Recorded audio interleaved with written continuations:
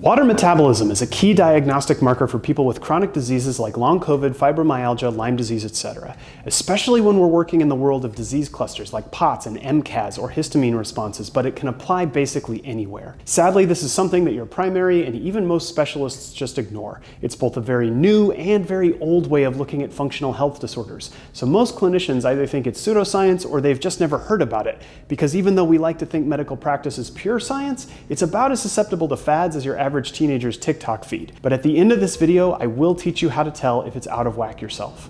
55 to 60% of the weight of a human body is water. It's what makes us deliciously plump, like a brined turkey.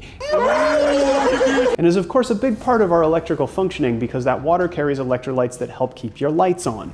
If you weren't stoned out of your mind in high school biology, you may recall that water moves across the selectively permeable phospholipid bilayer membrane of your cells by osmosis. At least that's what I learned because I wasn't cool, so nobody offered me drugs until college. Because everybody's stoned now. And like most of the places where medical science has a giant donut hole in it that indifferently keeps people sick, that's not wrong, but it's missing an important part of the picture. Knowing a few things would fill that donut hole and make it as delicious as you. Yummy donut.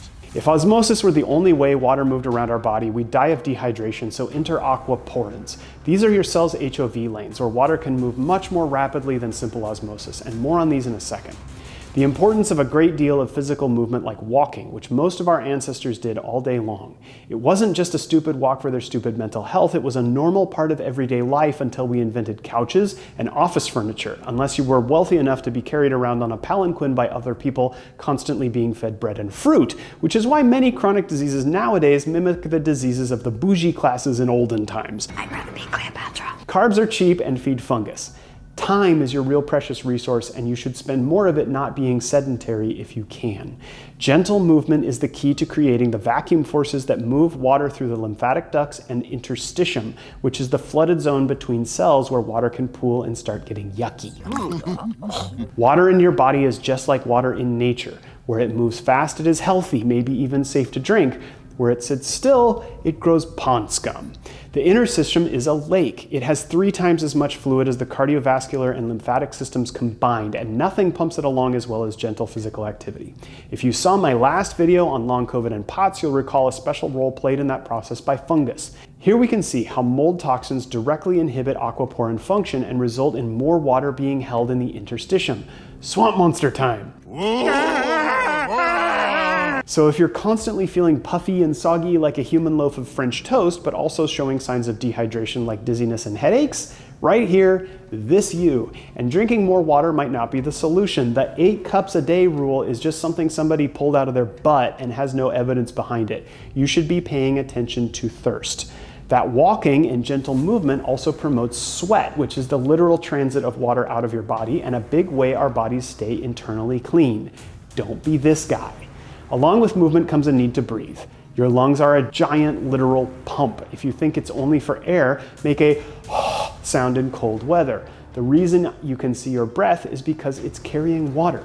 The other things necessary for healthy water metabolism are regular bowel movement, regular urination, and for uterus owners in the right stage of life, a regular menstrual cycle. If you went on oral birth control and immediately gained 15 pounds of water weight, maybe that wasn't the best thing for your POTS. So, diagnosis.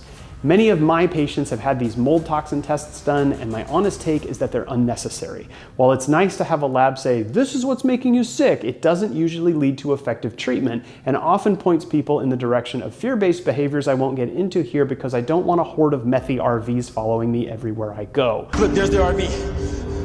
Mold toxicity can be assumed here because it is part of the picture for everyone who falls into this disease cluster. See my previous video on Candida and is taken into account in the treatments that actually work. One of the oldest and most accurate ways of diagnosing water metabolism problems comes from Chinese medicine. If you've ever seen an acupuncturist, they probably wanted to look at your tongue, but they might not have been able to say why because most of them have a Fisher-Price medical education, and I'm not throwing shade here at anyone except the schools.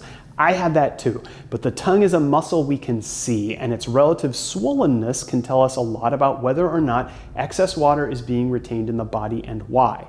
If you have these scallopy tooth marks, you. The tongue also grows out of pharyngeal arches, which create different sections of your body in utero, and their status is reflected here even when you're no longer a fetus. Chinese medicine calls these sections an organ known as the three burners, and this is often mislabeled as pseudoscience because anatomists can't find any camp stoves inside of a human cadaver. But when you look at the interstitium's ability to move elements of your microbiome from one part of your body to another, and you separate that microbiome into three distinct regions: respiratory, gastrointestinal, urogenital, corresponding with the pharyngeal arch regions, the three burners organ makes a pretty nice metaphor and starts to sound a lot more real. So by looking at the tongue, you can see the parts of the body affected by excess water retention: head and upper torso, GI system, kidneys and urogenital system. Now go for a walk.